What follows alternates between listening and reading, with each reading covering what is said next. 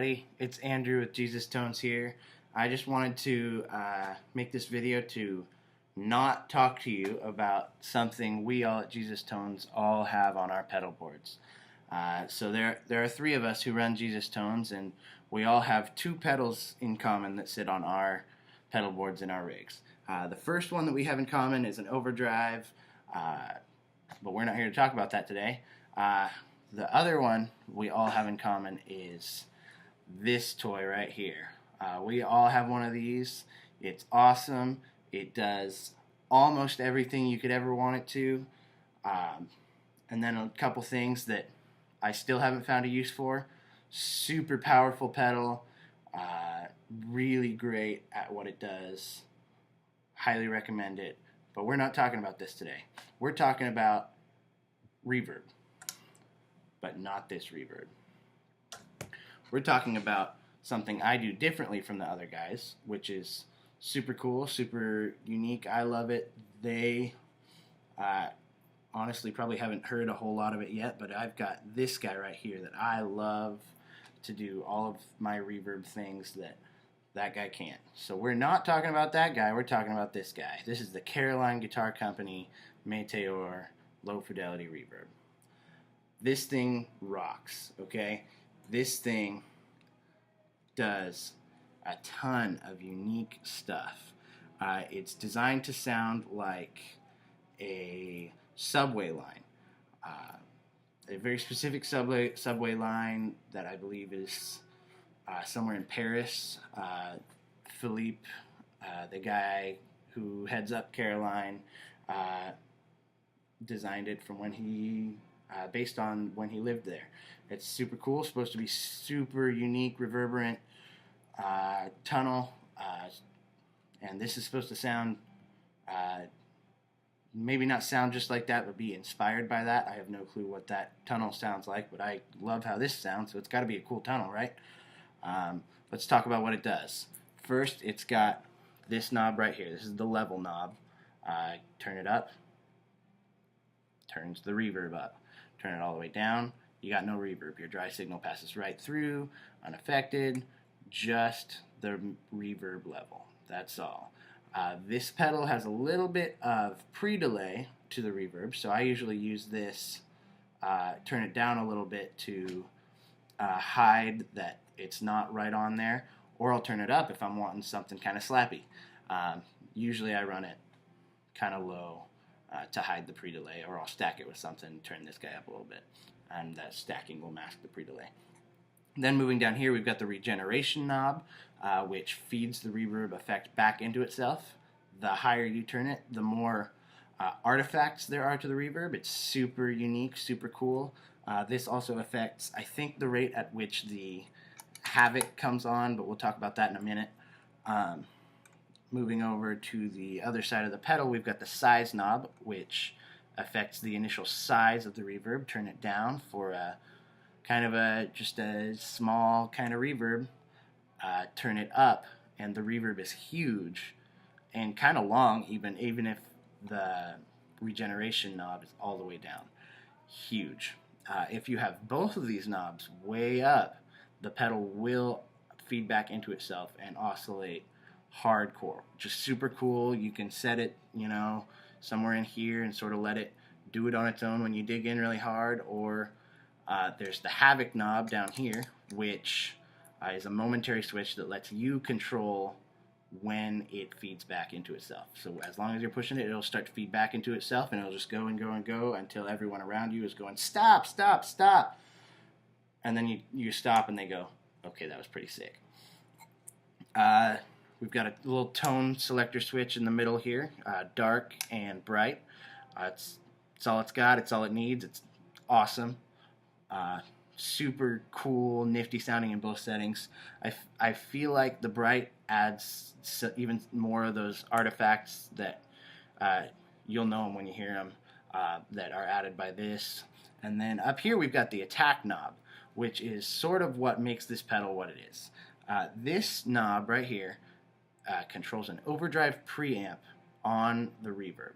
Just the wet signal, just the trails, just the reverb. Puts an overdrive preamp on there. Super cool. One thing I like to do is set it not really super high, and then you can push that preamp with an overdrive, and it's super cool. Um, or you can crank it up, and it's practically a fuzz. It's cool, and we'll talk about all those things. But first, let's talk about my dry signal. First of all, use one of these. It's really expensive piece of plastic, but I can't get enough of them. They're awesome. Play this guy right here. Love this thing to bits. Epiphone Riviera Mini. So it's an Epiphone, cool little Epiphone headstock, expensive capo, parallelogram inlays. That's beside the point.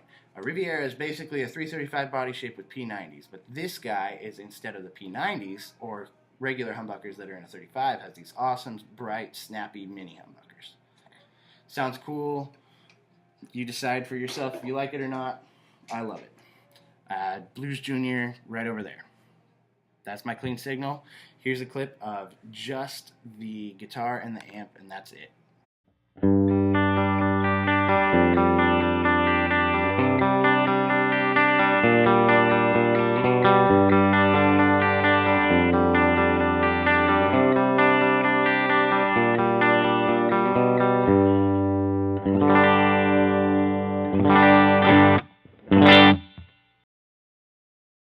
So I forgot to mention that all of my clips will be pre-recorded. So basically I'm just going to talk about stuff and then we're going to listen together. I hope that works for you guys because it's done. The next clip is we're going to go to a really, really nice, dark, spring reverb sounding effect that I have on this pedal.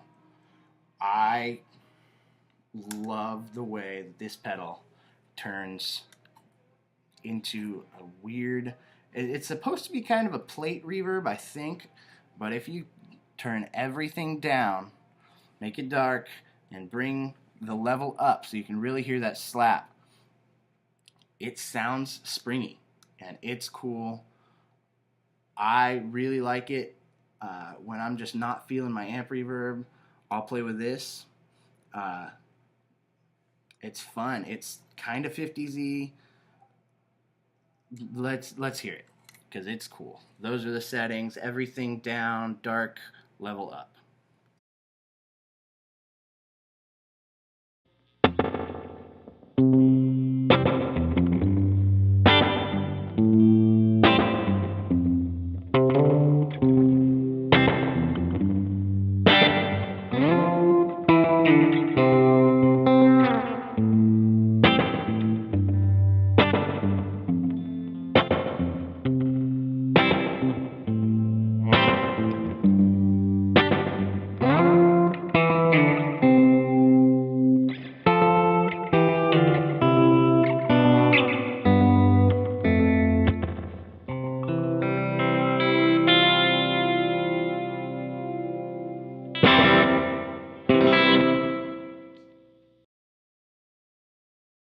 I don't really have much else to say about it there.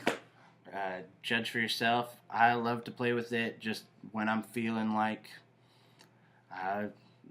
in a bluesy kind of mood, or whatever. I'll turn on, throw it in the neck pickup, turn on some overdrive, and just kind of rock. I'll do whatever the pedal lets me. Havoc does not work when all the settings or when the regen and size are down. Maybe neither here nor there for you. Doesn't really matter for me in that setting, and when I need it, I'll turn stuff up. But the Havoc setting will not work. This next setting we're going to look at is a huge, huge reverb with tons of the preamp, almost like a fuzz. First off, use this guy on the clip. This guy makes me feel like I sound like I'm just sitting right in front of a massive half stack where maybe some of the speakers are torn, some of them are in good shape, and just cranked, and it wants to die because it's being pushed so hard. And maybe I'm playing a Les Paul or something, I don't know. This thing is sick, heavy distortion, just a volume knob, so I set it to unity. And then into this guy with these settings right here. Attack 3, size 3, regen up, so it gets pretty close to where it wants to oscillate, but not quite there. And then if I were to use the Havoc, which I don't in this clip, but if I were to, it would go crazy right away. And then I bring the level down, because this is a hot reverb. This is hot, and you'll see what I mean. But basically, adding this to this makes me feel like I've taken the giant half stack and Les Paul that this has given me and gone into an indoor pool that has been drained and taken all that gear down into the bottom of the pool and just turned it up really loud, so it's super reverberant, beautiful, huge sounding sound. So here's that.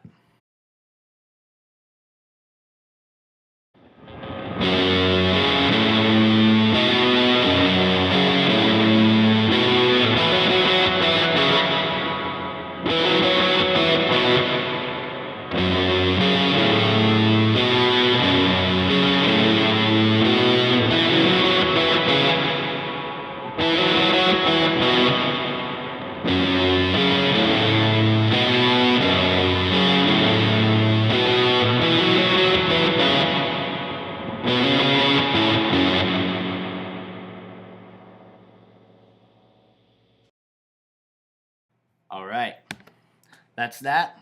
Don't have a whole lot else to say about that. Super fun, huge, you decide. Last clip is going to be this setting. This is the setting I run it at. Bright, size sort of up, it's big and it's hot. So I kind of bring the size up, it's a big reverb, bring the regen down because I don't really need a ton of it. It sort of maintains some of that springiness that you heard in the clip earlier. Maybe gets a little bit into the room realm sound-wise, but for the most part, springy. But I keep the attack knob set below noon, where it doesn't really go off unless you dig in or push it. So I use this setting right here, and this friend, this guy right here. I love this. It's a clone of a pedal. This is a Fox Pedal Kingdom. It's a clone of a pedal that's another thing we're not talking about today, but it's big, and if you wanted to go out and buy an original, you'd be paying a few $1,000s. You'll figure out what I'm talking about if you don't already know. But let's hear that clip.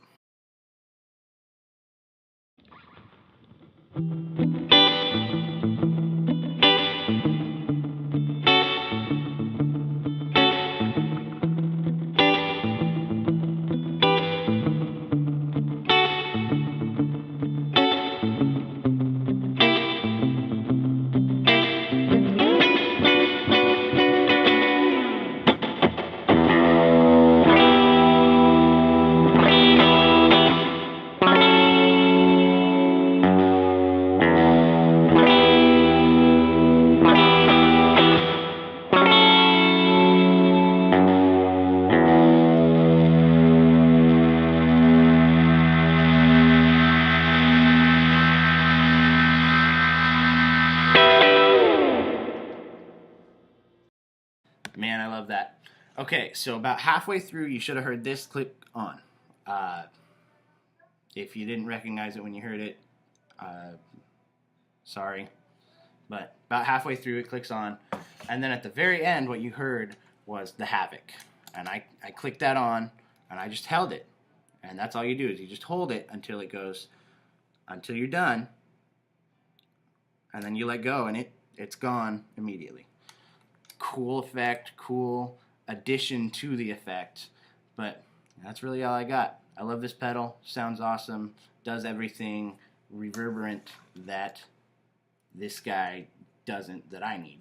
So, thanks for watching.